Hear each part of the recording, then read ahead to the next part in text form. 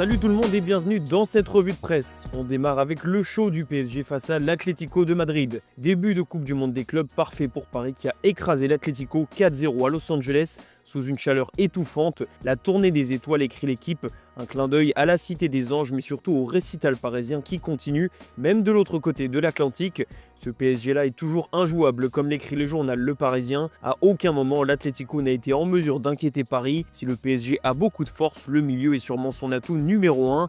Fabien Ruiz et Vitinha ont encore marqué hier. Promesse tenue donc pour Luis Enrique qui avait assuré que tout le monde marquerait plus avec le départ de Kylian Mbappé. Justement, le Portugais a été élu homme du match. Une rencontre XXL de plus que ne manque pas de souligner le journal O Jogo. Même en Espagne, on préfère parler de la nouvelle grosse performance du PSG plutôt que de la déroute de l'Atlético.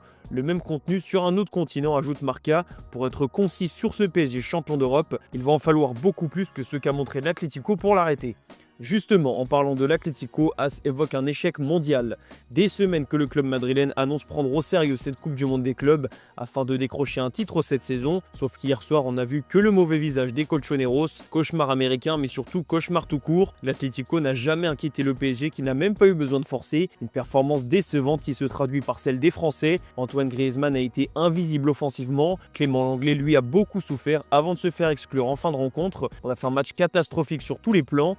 Mais ça n'empêche pas Coquet de glisser un petit mot sur l'arbitrage. Ça tombe toujours dans le même sens, a lancé le capitaine de l'Atlético qui se plaint du but refusé à Julian Alvarez, du carton rouge de Clément Lenglet et du pénalty sifflé dans le temps additionnel. Diego Simeone lui a voulu être plus soft en expliquant qu'il ne fallait pas parler d'arbitrage, que le PSG avait simplement été au-dessus, une manière de calmer un peu la polémique alors que son équipe n'a jamais eu l'impression de pouvoir renverser ce match. Chez l'autre club madrilène, c'était le premier entraînement hier sur le sol américain. Le Real Madrid prépare sa rentrée avec Xabi Alonso et les recrues. L'objectif est clair, frapper fort dès cette Coupe du Monde des clubs. D'ailleurs, le nouvel entraîneur du Real n'a pas prévu de donner des passes droits à ses stars, notamment Mbappé et Vinicius. Selon la Cadena Ser, Alonso a fait passer un message. Ils vont devoir courir et défendre. Il sera intransigeant sur ce point-là et a prévu de mettre sur le banc les joueurs qui ne respecteront pas les consignes. On verra déjà un premier aperçu dans les prochaines semaines. Le Barça, lui, n'a pas la chance de la disputer, donc il est focus sur son mercato.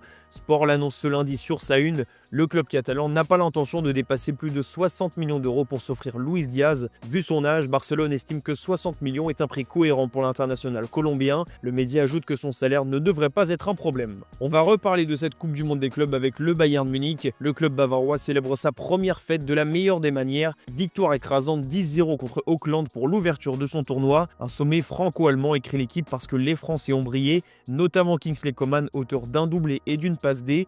Doublé de buts et de passes pour Michael Olise, triplé pour Jamal Musiala. Bref, le Bayern a roulé sur le club néo-zélandais. Une déroute historique qui s'explique déjà par une chose. Auckland est un club amateur, donc forcément l'écart se fait ressentir. C'est effrayant pour le Daily Mirror qui ne veut pas remettre en cause la légitimité d'Auckland, mais qui ouvre le débat sur la pertinence d'un tel match vu l'écart colossal entre deux équipes qui ne vivent pas du tout dans le même monde. On frôle déjà le ridicule, note de son côté le Corriere dello Sport. Forcément 10 buts d'écart dans une telle compétition, c'est du jamais vu et ce match laissera sans aucun doute des traces. En filant d'Angleterre où Ryan Cherki a parlé très directement aux médias, il a été cash sur sa rancune récente avec Manchester United qui avait éliminé l'OL en Ligue Europa. J'attends le match pour les tuer, a lancé le nouveau joueur de Manchester City.